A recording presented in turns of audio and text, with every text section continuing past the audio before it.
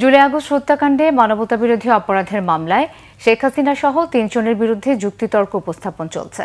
রবিবার বিচারপতি গোলাম মর্তুজা মজুমদারের নেতৃত্বে ৩ সদস্যের ট্রাইব্যুনাল ১-এ এই যুক্তিতর্ক উপস্থাপন শুরু হয়। চিফ প্রসিকিউটর তাজুল ইসলাম প্রসিকিউশনের পক্ষে যুক্তিতর্ক শুরু করেন। গত বুধবার শেখ হাসিনা সহ ৩ আসামির বিরুদ্ধে সর্বশেষ সাক্ষী তদন্ত কর্মকর্তার জেরা শেষ হয়। রাষ্ট্রপক্ষ জানায়, তারা মোট ৫৪ জনের সাক্ষ্য, ভিডিও, অডিও রেকর্ড সহ বিভিন্ন তথ্য প্রমাণের মাধ্যমে শেখ হাসিনা সহ ৩ আসামির মানবতাবিরোধী অপরাধ প্রমাণ করতে সক্ষম হয়েছেন।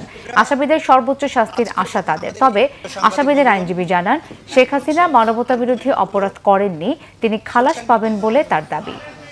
প্রিয় সাংবাদিক বন্ধুরা, আজকে যখন আমাদের এই স্বাধীনতা উত্তর বাংলাদেশে আওয়ামী লীগ কীভাবে দুঃশাসন অপশাসন চালিয়েছিল সেই প্রেক্ষাপটগুলো আমরা তুলে আনছি। কারণ এই মামলার পটভূমি, এই মামলায় অপরাধী হয়ে ওঠার পেছনের যে কারণগুলো, সেগুলো এই মামলায় অনেক গুরুত্বপূর্ণ বিষয় বলে আমরা সেগুলো তুলে ধরতে চেষ্টা করছি।